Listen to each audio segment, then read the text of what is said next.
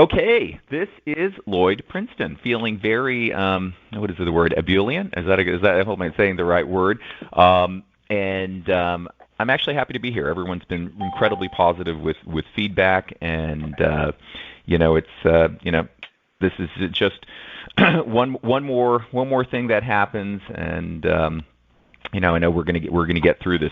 I thought I would start with something a little funny, and I know it may not translate the same, but I love the comics. I don't know if anybody, for people who may or may not know me, I'm a huge fan of comics, and I will clip them out of the paper and put them up on my refrigerator, kind of thing. And I was looking at the Family Circus today, which I look at every day because it's just light and very friendly, and it showed the little girl talking to what appears to be a friend of the family, and she goes, "Well, I sleep alone, and Bobby sleeps alone, but Daddy has to sleep with Mommy." As if it's something bad. But anyway, and then anybody who also knows me may know that I'm a huge fan of quotes and inspirational things. And I think with everything going on right now, with politics in particular, but there's a lot going on. There's so deluge of information.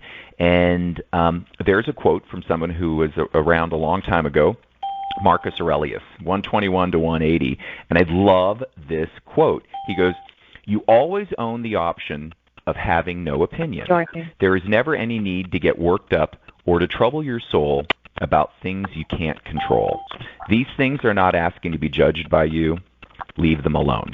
So, having said that, let's worry about the things that we can control. Let's not get tweaked about the things we can't control, and I think it'll make our days go by much more peacefully.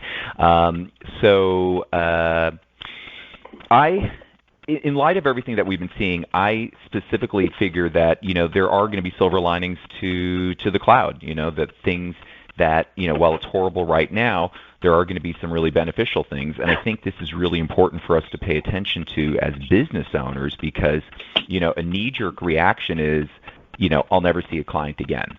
And I'm terrified and what's going to happen and, business is going to be closed. And, hey, frankly, as a business owner myself and as a recruiter, my first reaction is, oh my God, will anyone ever need to pay for recruiting again, if everyone is out of business, or if people get fired and there's plenty of people in the job market. So, I consider that stuff myself. And I understand that. So that's why I figured it would be really helpful if we could look at some of the silver lining aspects, what are some of the things that we can look forward to that will be beneficial as a result of it. And before I ask Chris, who I know who's been doing some research, to chime in, I thought I would reference an article that I read in the Wall Street Journal yesterday, and the title of it is "Being Scared Should Be a Reason to Buy." And the article goes on and talks about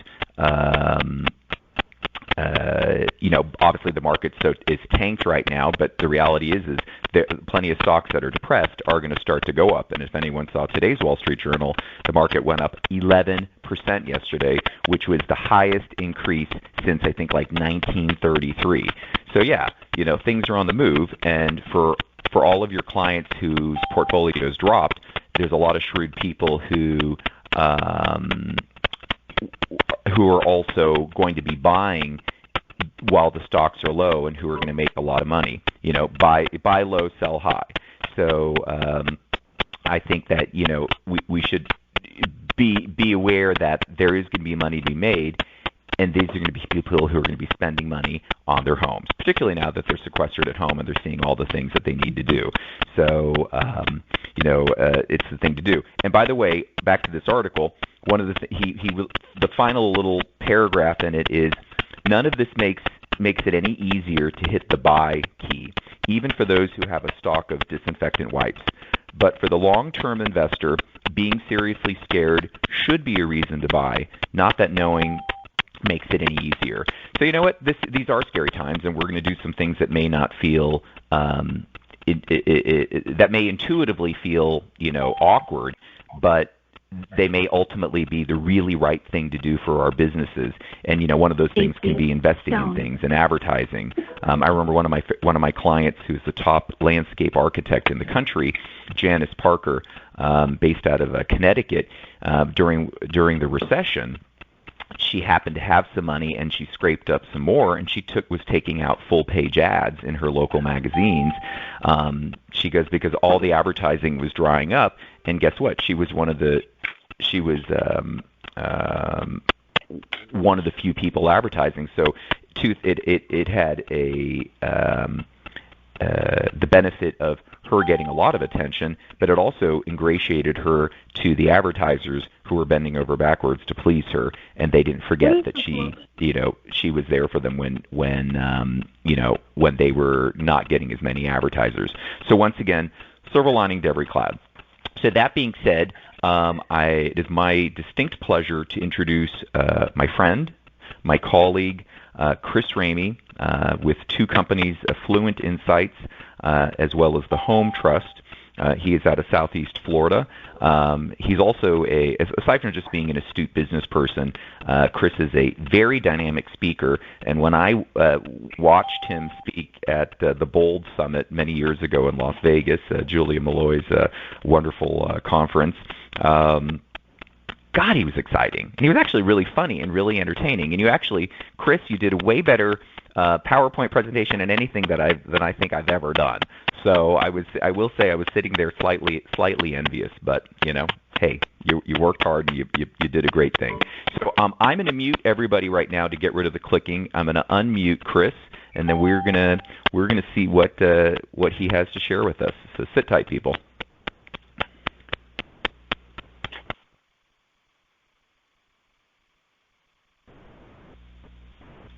Hey, Lloyd, Chris, thank you very much. The floor is yours. The floor is mine. Thank you very much for the kind words. That is, today will be a little like that. It'll be long but slow. Thank you for asking me to participate today. Everyone, when Lloyd first asked me to find the silver lining, I made a joke because I thought he was kidding, but no. It's extraordinarily important that as we protect our families, our employees, and our clients, that we also protect the future of our business. Now, I know we all live in different states, different laws. Some of you are shelter in place, some of you are not. So what I suggest may or may not be right for you. My focus is the affluent space, and luxury is a business model rather than design. So my comments come from that bias. Thomas Lavin was absolutely spot on yesterday when he said things are going to get better. Things are going to get better, and we're focused on the anxiety now, but it's going to get better, and probably sooner than you think. But until then, we all have to be smart. This morning's Luxury Daily lead headline is, luxury hotels have the upper hand when travel returns. Well, of course they do, because the wealthy are still wealthy. Just last night, we heard reports that the number of people in Italy who are catching coronavirus is declining. It's the beginning of the end of their pandemic. Now, I don't want to dismiss the anxiety and insecurity we feel and perhaps our clients feel. And it's true that North America is not there yet, but it's going to flatline eventually. I just read something this morning that Julia Lloyd posted, that there are reports out of San Francisco that indicate they've contained the virus, that growth is slowing down there. Already in China, you may have read this, they've coined the term revenge spending. It's also been covered in Luxury Daily. And if you remember the Home Trust, I've posted that article in our library. History tells us spending returns when the stock market returns. A new research just from last week, Doug Goland is telling us that the key is, and this is what he wrote, the key is yachts and villas, a rarefied market, are tracking close to normal, while hotels and resorts are significantly lower than past surveys. He tracks those who buy jet cards. The affluent, the ultra-high net worth individual hasn't changed. They're still buying. They're buying from home. They're traveling. In fact, one of the things you may have tracked is that airplane charters went through the roof over the last 10 days. The affluent are coming back. It's not going to be 6 months. You'll see it within weeks after the coronavirus flatlines in North America. Lloyd, I got a question for you. Are you planning on eating out the first night you can? Absolutely. I'm gonna spread as much money in restaurants and little businesses as I can. Yeah, everybody's going to. We're all going out to dinner. We're all tired of eating at home, right? There is pent-up demand, and that's how fast our recovery is going to be. It's so fast, we may not be able to keep up with it.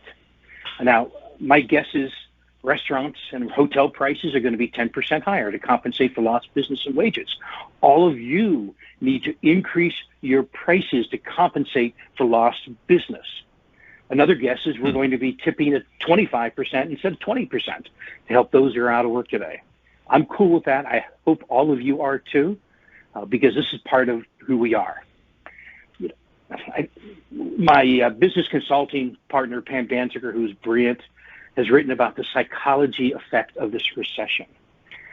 I realize this has been very difficult in retail, hospitality, restaurant industries, among others, ours, of course. But our clients aren't necessarily those who are hurt the most outside the stock market. I believe that the affluent are going to come out of this with a renewed sense of gratitude, not anger. This isn't 9/11. We're not at war. If you remember after 9/11, we were afraid of the water. We were afraid of electricity. We thought the world was going to implode. Of course, it didn't. By the end of the year, I think a lot of us in the luxury space believe this will just be a blip and a memory. Consumers will be back likely before the supply chain can keep it up. And that's going to be the next big issue. And that's really the first silver lining, is the affluent, our best prospects, will come out of this with a vengeance. You probably heard the story that sharks, if they don't swim, they die. Or a lot of the affluent are like that too. If they don't buy, they die. I love it. My experience after working with hundreds of businesses, large and small, major brands, European brands, local artisans, is that we allow the noisiness of our day-to-day lives to get in the way of visioning our future. We're too stuck in what has to be done today, but we are now in a period where you have time to focus on future-proofing your business. So this is an extraordinarily important time for each of us to take a step back, forget about what's going on, and rethink and revisit every part of our business model. Don't blow the downtime on social media and news. Turn off your internet and think about your business. What should you revisit? Well, it's a little bit like spring training in baseball, which isn't happening. Let's go to the basics. Let's kill some sacred cows. We're not immune to market forces, and we can't be myopic. And frankly, I find in the design business, we tend to be that way. We have this little circle, and we fail to recognize it's about the consumer, not about the product. So my first question, have you addressed your value proposition recently? Why should anyone do business with you? And this gets down to your core values. I'd love each of you to really think about that. You know, one big sacred cow in design is pricing. I don't know anybody who thinks the current system is working for them. Trade showrooms need to make bigger margins. Designers have to reevaluate their own value proposition, because in a transparent world, it will become increasingly difficult to succeed taking a dollar from here and a dollar from there. We get lots of compliments on our interiors index because it lays out expectations for high net worth individuals as to what design should cost, which, not getting into it, it's 35% of the finished value of the home. I hope you use it and to help you increase your margins, earn what you deserve, and be more transparent, because your pricing has to always has to underscore trust with your clients. Do you have what Daniel Langer calls added luxury value? The intangible factors beyond product. Everyone in business should have it.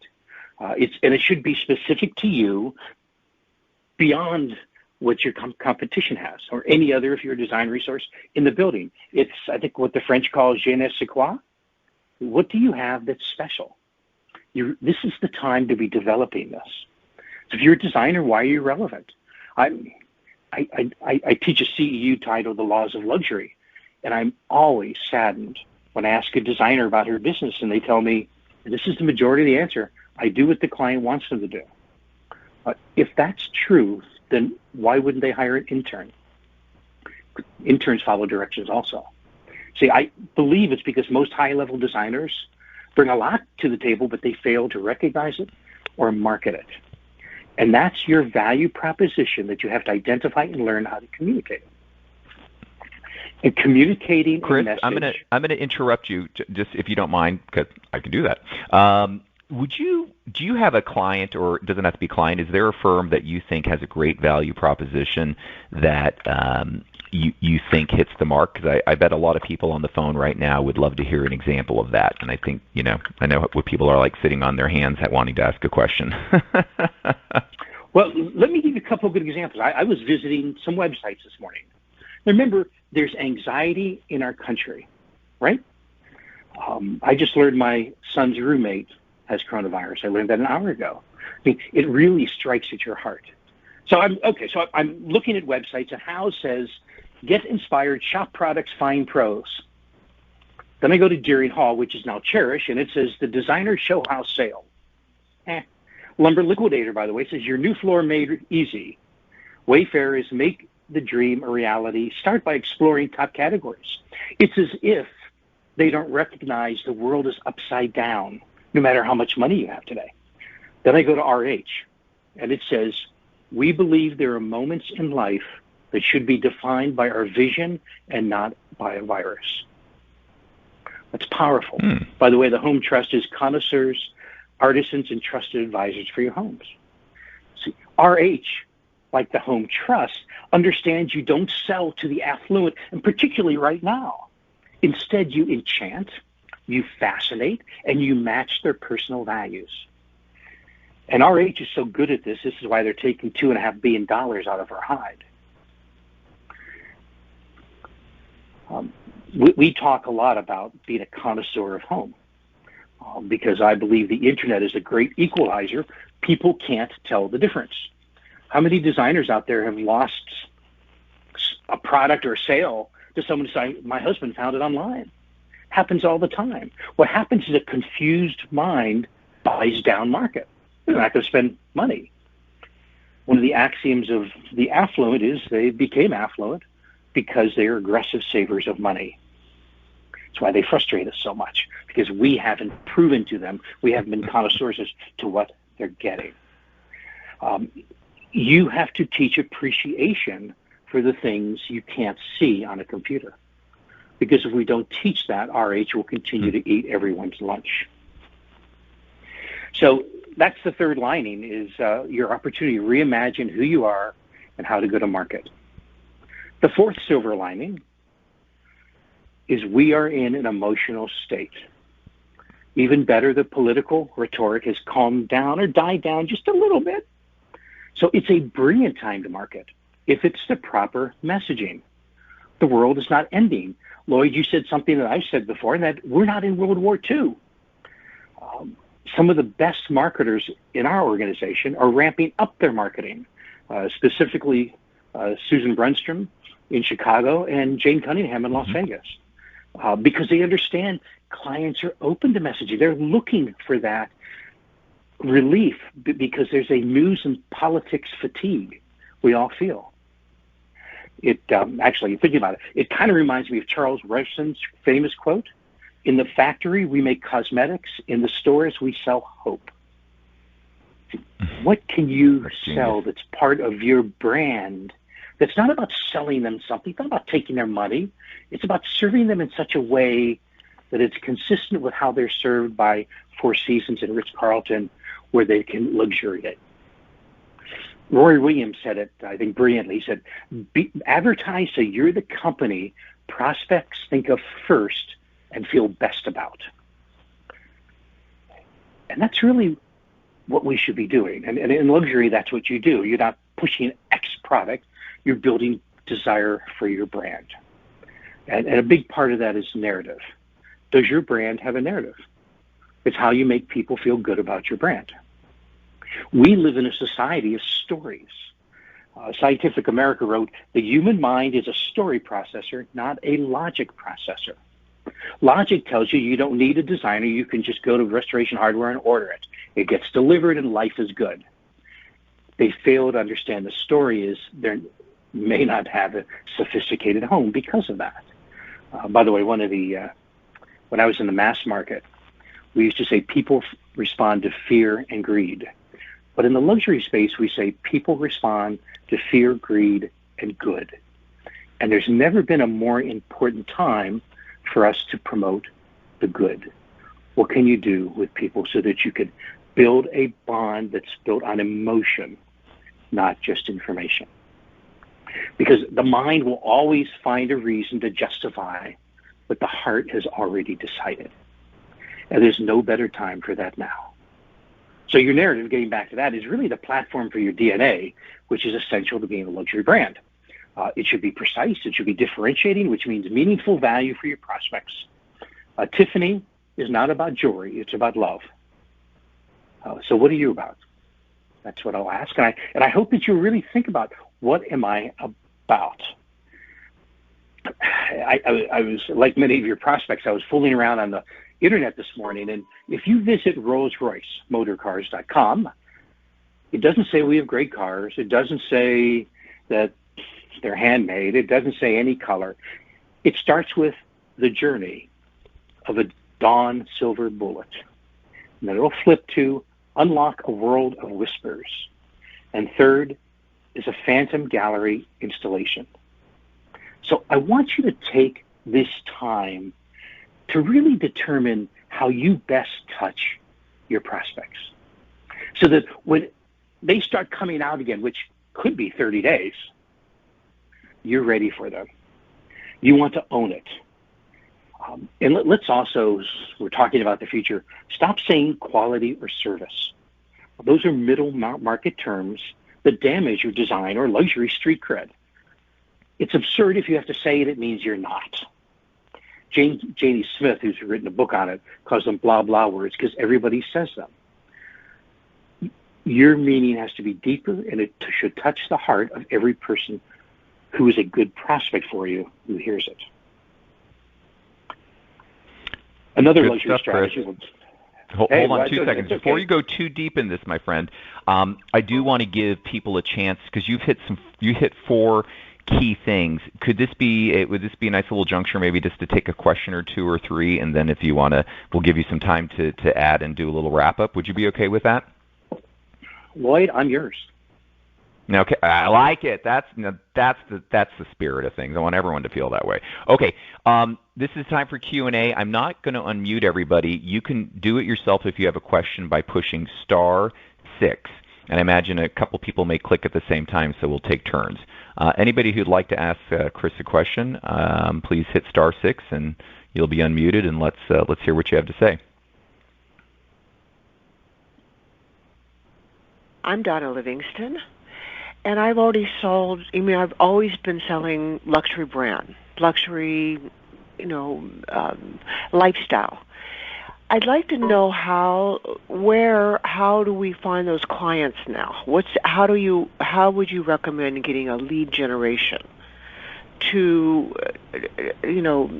I took a hike yesterday and I saw a $50 million house being under construction, and there were a lot of people there. So how do you touch base with those? I already have the great website, the branding, the marketing, the SEOs.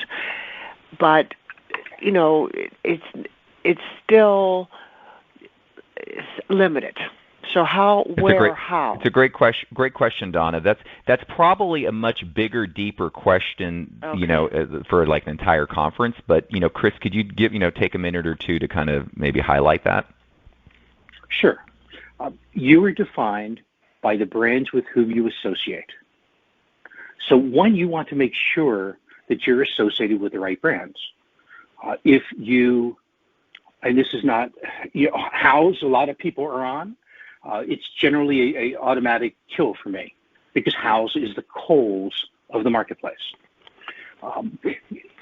If you are working with realtors, you want to work with the Sotheby's realtor, even if Keller Williams and maybe Keller Century 21 will say Century 21 is your sister. More specifically, what we do is we use satellites to beam down and hit specific homes.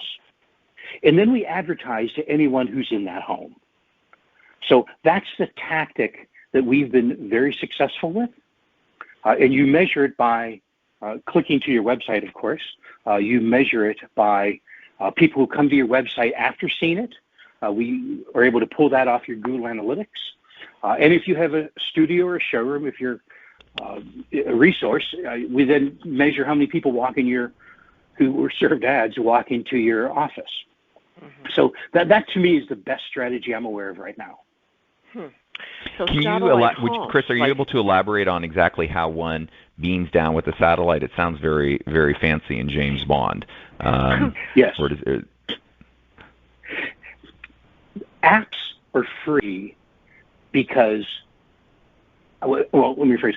This is why apps are free. They make money by communicating with satellites, just like Uber does. You open your Uber app, and it sends a signal to the satellite, and they know exactly where you are. Well, we just do the reverse using the same technology, probably the same satellites. We target a home or many homes, in many cases for designer. We right now are hitting condominiums, we hit tarmacs, we hit homes listed for sale.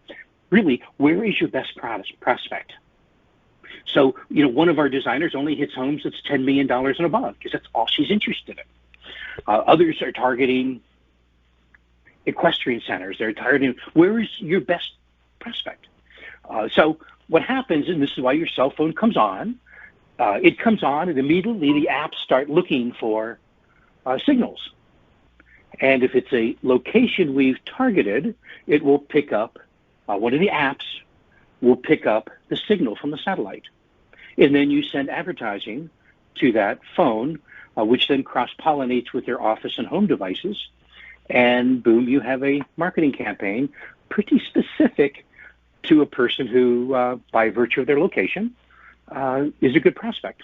Oh, it could be country clubs too. We do a lot of country clubs. We do yacht clubs. We do all sorts of different places to target these individuals.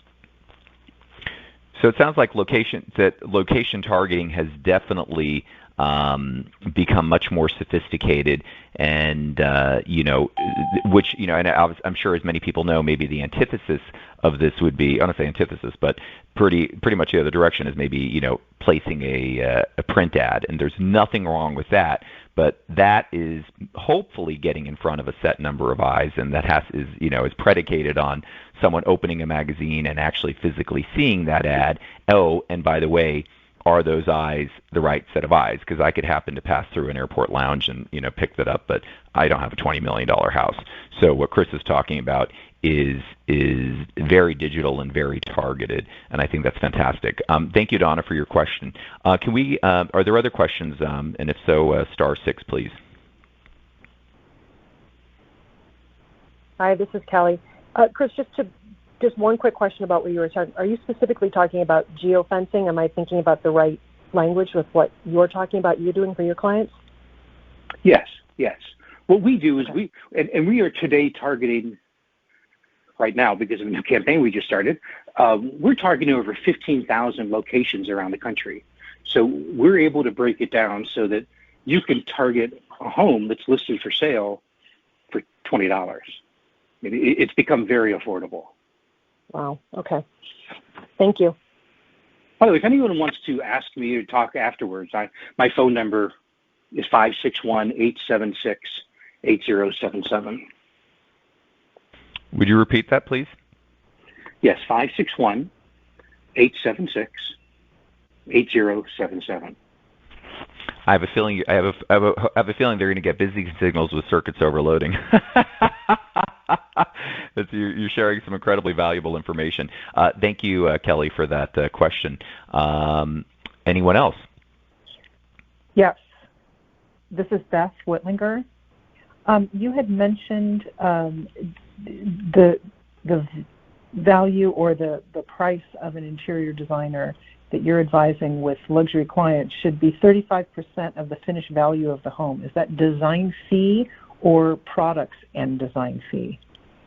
That's actually a budgeting mechanism for a high net worth individual. So if they're doing a $10 million home, they should be budgeting $3.5 million for design services and products. Now, this doesn't include renovations, collections, a new kitchen or a new bathroom or artwork. It's just a basic budget tool for them. Now, we also look at a 10% or 30% of that $3.5 million should go to the interior designer. Right. So that you have something to show that demonstrates value. Got it. So I'm going to jump in on that because, as many of you know, over the last 20 years, pricing has been my expertise from a management consulting perspective. It's great to be able to say to a consumer, yeah, you should spend $3.5 million. But I think every designer on the call right now has also had the wealthy doctor or whomever who said, yeah, you can do $350,000, and you're like screaming, no, this is ridiculous. This is my chance to make a bunch of money, and this jerk doesn't want to spend it. So I think, to Beth, I want to give you a really direct, not that wasn't a direct answer, but I'd like to mention that, sure, in a perfect world, they should spend $3.5 million, and you should be able to capture 30%. That would be lovely. And a lot of design firms have been extraordinarily fortunate to be able to do it. One of the things that I would like to emphasize, particularly now, is be flexible and be nimble with your pricing depending upon what a client is comfortable with, because there are clients out there who are very comfortable with the time and materials billing. They're happy to get hourly because that's how they've made their money, and if they were attorneys or something, they're happy to see it because they feel like they're in control and they're willing to pay it. Versus other ones who may go, no, I want a flat fee on your design services so that I know how much I'm going to make. And we can make that work too. On the flip side, there are people who are old school, and I say old school, and it's a good thing, that, are comfortable paying the markup because this is what their parents did and this is what they're used to. I have a top firm, one of my clients that I've actually worked with for several years now, and I've done 15 placements with them, mostly senior designers. They still make a lot of money on markup, and their markup is closer to 60% because they're utilizing a lot of high point resources. And by the way, this is top design. This is not, anything. Don't let high point fool you in terms of potential quality. So their markup, their profit margin is massive, and then they're getting, they're making money on commission, and they make a lot of money. It's an 80-person firm. So, so for anyone who's out there thinking you still can't make money on markup, that's not the case. But Beth, you're making a combination of fees through time, through design fee, and markup. And if one drops, the other has to raise. But at some point, you need to draw a line in the sand and just say, this is the minimum I need to walk away with from a project. And however that number gets, and I've used that, by the way, in negotiations, is saying, listen, we got to make money, and I don't care how we make it, but we can cut and paste it any way you want. So be flexible. Do not be beholden to one pricing model. So there you have it, and I hope that was helpful. Thank you. Other questions? You're welcome. To that point, let me bring up. We believe when you're pricing a product, you have to think in terms of, is it reinforcing trust with your client? Is it reinforcing pillars of luxury? Is it building a closer relationship? Is it elevating your brand? Does it include enough margin to include 8% advertising? Does it advance your expertise? Does it consider your client's value calculus as to what they think things should cost? And does it reinforce your client's wisdom? So you have a lot to think about. One thing we do know is transparency is growing, and you have to be very careful. Not that you shouldn't make money. You're supposed to make money. You're not going to be able to hide dollars like you used to. And I believe in the not too distant future, you won't be able to mark up from your resources like you used to. just have to beware. The world is changing. Chris, I'm gonna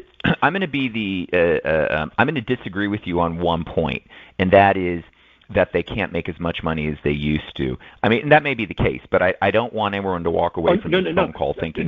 No. I'm saying you can't.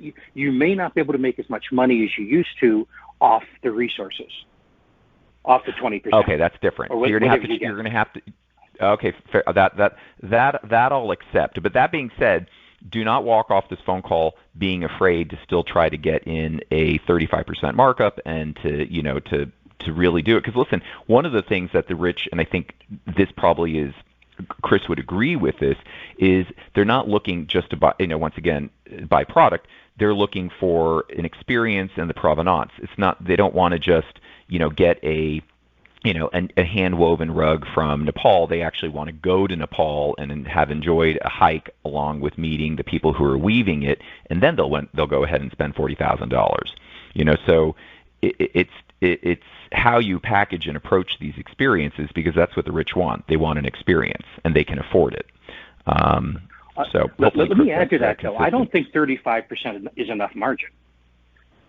I think your margin should be higher than that. There's too much risk, too much liability, too much time. Well, agreed. And once again, and I said 35. Just to clarify, 35% markup doesn't mean you're not charging hourlies or design fees. So just to clarify the difference, the distinction between markup and margin. What do you think is an appropriate margin? I don't know the answer. I've not studied designers' financials that way. Fair enough. Julia Malloy, I know you're on the call, and if you would just take 1 minute, because I know you've got a vast knowledge on this. If you're there, what would your response be?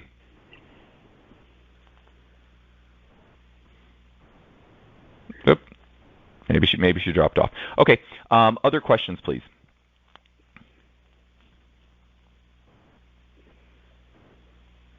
Hi, Lloyd. Lena Schweeters. Do you know of anything that's being developed for like a resource or a website or something that's where we could send clients that's like notifying them of industry standards for design fees, like a reliable source? Right. No. And well, yes. So that's a tricky question. Yes, I know of sources, but no, I don't consider them. Yes, and they're even reliable, but I absolutely do not advocate them, and let me tell you why. My experience has been that they tend to be trade associations, which, by the way, I'm a huge fan of. But what I'm not a fan of is the fact that they will take a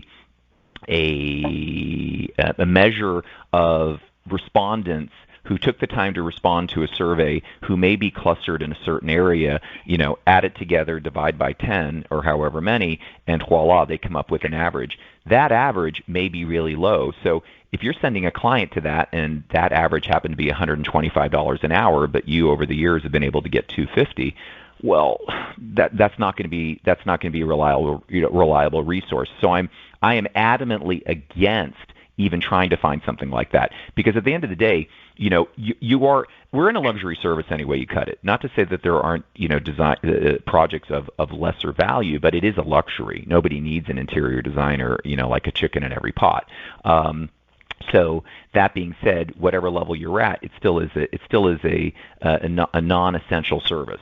And I think that you need to, very much to what Chris's point is, how you're nuancing things. How you're not making cosmetics. You're selling hope, and hope in a little tube that can be $20 to $60 depending upon who you're buying it from, and you can buy them for a few dollars, or you can buy them for $60 or whatever. It's the same product, is it? But there's a whole boat of marketing that goes behind it. So if you're able to, like one of my favorite, I don't buy a lot of it, but I happen to respect the brand, is known for having exceedingly expensive, and they, are still customizing things by hand. They are very much a beyond couture line. It's amazing. They have maintained that market, and that's all they sell. Things are hand done, and that's what they do. So you need to determine where your market is. But if you have a higher level in an area that's concentrated with, a survey that says things are worth less, you don't want to subscribe to that. And if your client throws that in your face, or potential client throws that in your face, I think you need to turn around and say, I'm sure those are very good firms, but our clients come to us for something different. Listen, a really great quote that I think you should write down is, my clients don't hire me to help them save money. My clients hire me to help them spend their money wisely. Okay? It's a very different response to why they're coming to you. Okay? We have time for another question, and then I want to give Chris a chance just to do a quick wrap-up. Any other questions, please? Lloyd, can you hear me? Yes, I can. Oh, okay, great. This is Julia. Hello, Julia. There you are. Well, Julia, now you're back. I'm going to give you a chance to respond to a question I asked. What do you think is an appropriate margin for a design business? Okay, so I have done a lot of studying on this and developed tools around it. And by the way, this is Julia Malloy of Bold Summit and Malloy Management out of Portland, a dear friend and colleague. Thank you, Lloyd. So the deal is that the gross profit margin on your project needs to be equal to or greater than 40%. Okay? So you've got two buckets. You've got the service side, which is like your hourly or flat fee, and you've got your product side, which is your markup, right? By the time they funnel down into a single bucket below, that bucket below needs to equal 40% gross profit margin. That's the bottom line. And it really doesn't matter what funnel they come in through, okay? So if you are not able to, command enough markup, which 35% I think equals something like 22% gross profit margin, or something like that. So you're really below the 40% that you have to hit, which means you have to charge more on the service side, the hourly and flat fee design service side. So everyone is modulating based on the taste level and how low they're able to buy their product, and the client. And actually, the answer is it doesn't actually matter. What matters is that the gross profit margin per project needs to be 40% or above. This is a number coming from Mark Malinsky of Designer Advantage, who has been in the industry for 20 years, has studied thousands of designers' financials. And this is a number that he says that's the number that makes you viable. And so that gross profit margin at the bottom there, by the time you combine the services, and so that's your cost of payroll per project, versus, in minus the revenue that you're bringing on the service side, and the goods that you're selling, and the cost minus the cost of goods, right? They funnel down, and so you've got your direct expenses associated with the project, not your overhead and, rent and all of those things, not your net profit, but gross profit per project needs to equal at least 40%. I've got a calculation tool that does that for you because that's hard math in my mind. But that's the number that makes you viable. That's good stuff. Thank you, Julia, for jumping in on that one. Do we have a last question? Lloyd, it's Kevin. And yes, Chris, I normally bundle my time for emails, texts, and phone consultations into when an active client is in shopping trips and on-site meetings. So the client asked me yesterday, what is the cost now, starting this past week, for my text messages, and she is happy to pay. She just simply wanted to know for messages, emails, so on and so forth, electronic communication, and I simply nicely replied, it's just the cost of my hourly billing. And I will keep now a track with using an app like Timely or something like that, and then just report that and bill that at the end of the month. So my question is, am I nickel and diming what would your feelings be about this, given this current, which hopes to end soon, situation? Let me give you a different a response. So first of all, no, it's not nickel and diming. This is your time and this is your expertise. But I'm going to give you a slightly different approach to this. And I think, and you are correct, Kevin. This is it's germane right now because we're all at home, and there is going to be a lot of electronic communication. But then again, whether you're sending a text from home or sending a text from office, for starters, I would not encourage people to give out their cell phone numbers and to respond from text to text, and I'll tell you why. It's very hard to have an electronic record of those communications. And I don't know about you, I find text super annoying. You're on the phone with somebody, and it's banging through, and then they go, hello, send. How are you? Send. Just checking in the question about the sofa, send. So by the time you find out what the heck they want, they've sent you 7 text messages. Annoying. Right. The minute I get a text from somebody, I switch it over, either A, call them back, or B, which I think is far more efficient, send them an email to change from that form of communication. And then I will respond to the text saying, just sent you a detailed response. That way you can have everything in writing, because I think documentation is incredibly important. And I also think now, and I've always recommended it, but now more than ever, I think you really need to be mindful of your time and availability, so that you're not responding to things at 8 or 10 o'clock at night and building an expectation from your clients that you're always available. I mean, you need to be able to compartmentalize. Yes. And funny enough, I was just looking in an article today in the Wall Street Journal talking about, eating at home and grazing, and, when you're used to being at an office, you might have a regimented schedule, but now that you're at home, you can eat all the time, and heaven forbid we all put on a bunch of weight. So it's saying, keep things regimented, stay on top of it, and treat your business hours like your business hours. And once again, just because you take by the way, if you take someone's phone call or text, you can just give to be of service, acknowledge having received something, and saying, I will get back to you tomorrow morning when I get back into the office, or I'll get back to you when I have a chance to research it. You should not feel compelled to be pulled into a conversation with a client.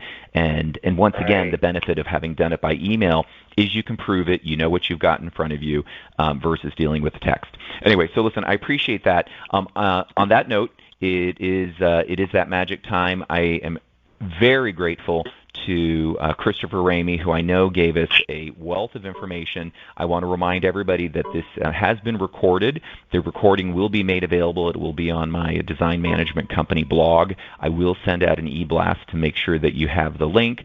I'm also very, very appreciative of continued support from Julia Malloy and her excellent answer, and was great to see so many people from around the country who've dialed into it. So Lloyd Princeton, with deep gratitude, wishing you all health and comfort, and knowing, taking the silver lining from Chris, and also very much in agreement with what you said, Chris. I think we're going to come out of this a lot faster than not, and I want to make sure everybody saw that in the stimulus package there's some really good stuff. I mean, like the fact that if you needed to furlough an employee, that they're going to get their full compensation, and that's, I think, what I heard this morning at 5:30. So if I heard the correct thing, we're gonna come out of this a lot better. Government's going to be extremely deeply in debt, and who knows what that's going to mean, but not going to worry about that today.